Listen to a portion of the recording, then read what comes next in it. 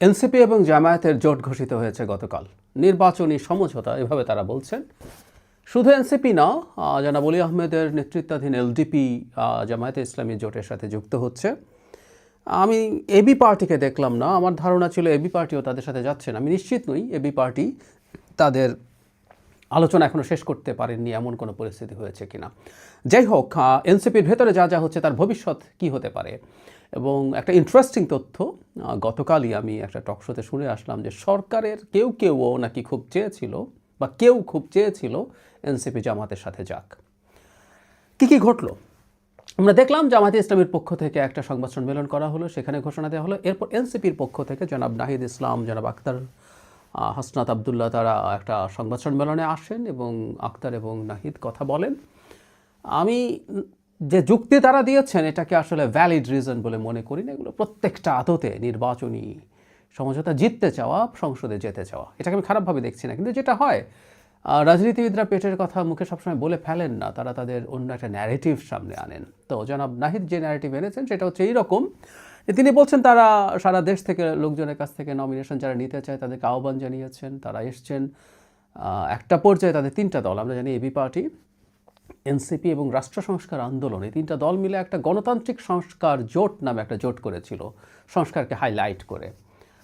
তার পরবর্তীতে উনি বলতে চাইছেন, ওনার বক্তব্য থেকে আমি বলছি যে ওসমান হাদি যখন হত্যাকাণ্ডের শিকার হলেন তখন সব প্রেক্ষাপট পাল্টে গেল। নানা রকম সংশয়, এই বুলেট তাদের দিকে বা অন্য কারো দিকে আসতে পারে, এই প্রেক্ষাপটে তারা বলছেন যে নির্বাচনটা যেন সঠিক হয়, ঠিক হয় এবং প্রতিদ্বন্দ্বিতাপূর্ণ হয়। সে কারণেই তারা মনে করেছেন এই জোটটা করা দরকার। আই এম নট কনভিন্সড, একেবারেই নই। এমনিতেই যদি বলি, আসলে একটা দল ডিসিশন নিয়েছে তারা এবারে যতটা সম্ভব ভালো করতে চায় নির্বাচনে, সংসদে যেতে চাইলে, পারলে সংসদে যেতে চান। সুতরাং তারা বিএনপির সাথে আলোচনা করবেন, জামায়াতের সাথে আলোচনা করবেন, এটাই স্বাভাবিক ছিল। আসলে এই ন্যারেটিভটা তৈরি করতে হচ্ছে, কারণ হলো যতই হাস্যকর শোনাক, কারণ হচ্ছে তারা নয়া বন্দোবস্তের কথা বলছিলেন। তারা জামায়াতের বিরুদ্ধে আসলে খুবই টাফ কথাবার্তা বলছিলেন রিসেন্ট টাইমসে, খুবই টাফ কথাবার্তা। তাদের একাত্তরের ভূমিকা নিয়ে, তাদের ধর্মভিত্তিক ফ্যাসিবাদ নিয়ে গুরুত্বপূর্ণ নেতারা কথা বলেছেন। ইভেন জনাব নাহিদ ইসলাম বলছেন যে সংস্কারের ব্যাপারে বা জামায়াতে ইসলামী হোক, এনসিপির যারা এটার পক্ষে আছেন, এই নির্বাচনী সমঝোতার পক্ষে আছেন, তারা বলার চেষ্টা করছেন আসলে সংস্কারের মতো ইস্যুতে তাদের খুবই ঐক্যমত্য রয়েছে। আমরা নিশ্চয়ই ভুলে যাইনি, যেদিন জুলাই সনদ স্বাক্ষরিত হয়, যেখানে এনসিপি যায়নি, সেখানে জামায়াতে ইসলামী যাওয়ার পর জনাব নাহিদ ইসলাম একটা স্টেটাস দিয়েছিলেন যেখানে খুব কঠোরভাবে এই সংস্কারের সব কিছু ধ্বংস করার জন্য তিনি জামায়াতকে দায়ী করেছিলেন। জামায়াত এই লোয়ার হাউসে পিআরের মতো আলোচনাকে সামনে এনে সব কিছু শেষ করেছে সংস্কারকে। সুতরাং সংস্কারের ব্যাপারেও জামাতের প্রতি কঠোর অভিযোগ এনসিপিরই ছিল। সেই জায়গা থেকে তারা এখন বলছেন এটা নাকি তাদের মিল আছে। যাই হোক, আমি জাস্ট কথাগুলো সামনে এনে রাখলাম। আমি বারবার বলছি, যেভাবে বলা হচ্ছে এতেও দোষের কিছু নাই। সারা পৃথিবীতে এই ধরনের চর্চা আছে, কিন্তু আমাদের এই অঞ্চলে তো আছেই। আমরা ঠিক একেবারে সঠিক ভেতরে যে কথা আছে, যে কারণ আছে, সেটা তো বলবো না। প্রধান কারণ, আবারও বলছি, এনসিপি চায় এই নির্বাচনেই জিতে সংসদে যেতে। সেটার জন্য তারা বিএনপির সাথে আলোচনা করেছিল, ফলপ্রসূ হয় নাই, তারা এখন জামাতের সাথে গেছেন। কিন্তু এই যে জামাতের সাথে গেলেন, এটা নিয়ে খুব গুরুত্বপূর্ণ দুটো তথ্য একটু দিতে চাই। আর এটাও কথা বলবো যে এনসিপিকে ভেঙে নতুন কোনো দল হতে পারে কিনা সেটাও। আচ্ছা, জামাতের সাথে যাওয়া নিয়ে যদি বলি, সেটার খুব ইন্টারেস্টিং একটা অভিযোগ বলবো। আমি আঙ্গুল তুলেছেন ডক্টর তাসনুভা জাবিন, খুব দীর্ঘ একটা স্টেটাস দিয়েছেন। আমি আপনাদেরকে অনুরোধ করবো পুরো স্টেটাসটা একটু পড়ে ফেলবেন। অনেক কথা লিখেছেন খুব চমৎকারভাবে, কিন্তু এর মধ্যে একটা জিনিস খুব ক্লিয়ারলি তিনি বলতে চাইছেন, এটা একেবারে একটা পরিকল্পিত ঘটনা। মানে এই যে যাবতীয় যা ঘটলো এতদিন ধরে, এনসিপি তৈরি হওয়া, এনসিপি এরপর যা করে এসে শেষ পর্যন্ত যেভাবে তারা জামাতের সাথে জোটে গেল, এটাকে তিনি পরিকল্পিত দাবি করছেন।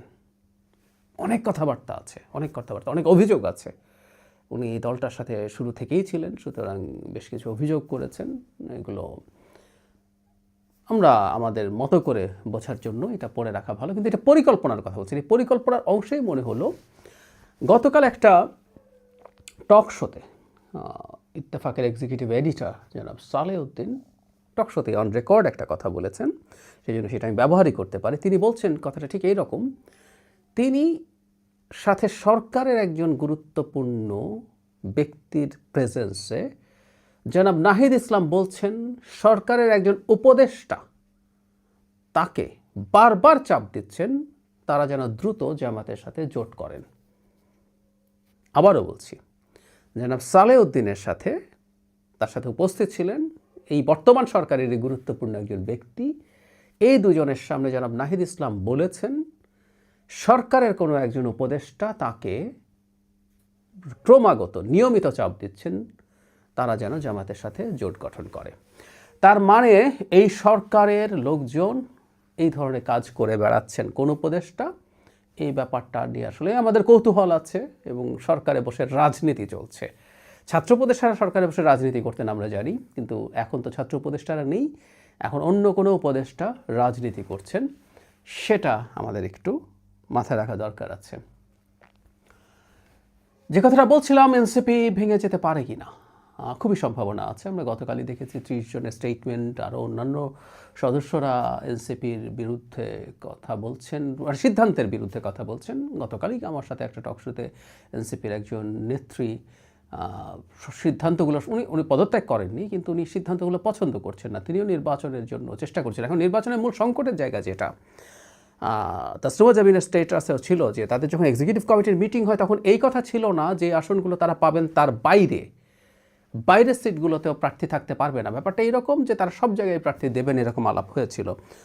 এবং যখন মানে এনসিপির দিক থেকে এটাকে শুধু একটা নির্বাচনী জোট বলা হয়, কথাটা আসলে খুব সোজা না, তাই না? কারণ হচ্ছে যখন জোট হয় তখন এনসিপি 30টা আসনে নমিনেশন পেল, ইসলামী আন্দোলন এর চাইতে বেশি পাবে, এটা কতটুকু পাবে আমরা নিশ্চিত না, বেশি হবেই।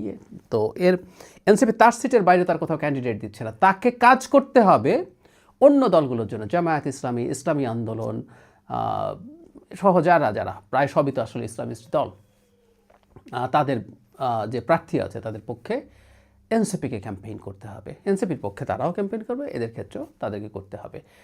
ফলে যেটা দাঁড়ালো, এনসিপি যে বলছে এটা আদর্শিক না, টু সাম এক্সটেন্ট এটা ওইদিকে চলে যায়। জামাত তার নিজস্ব চিন্তা আছে। এই জোটে জামাতের বাইরে এমন রাজনৈতিক দল আছে যারা কোনো নারী অ্যাঙ্কার থাকলে সেই টকশোতে আসেন না, যাদের সংবাদ সম্মেলনে কোনো নারী সাংবাদিক প্রবেশ করতে পারেন না। সো এনসিপিকে এখন এইসব প্রার্থীর পক্ষেও সেসব এলাকায় কাজ করতে হবে। তাহলে আমরা বুঝতে পারছি এটাকে এত হালকাভাবে দেখা ঠিক হবে না।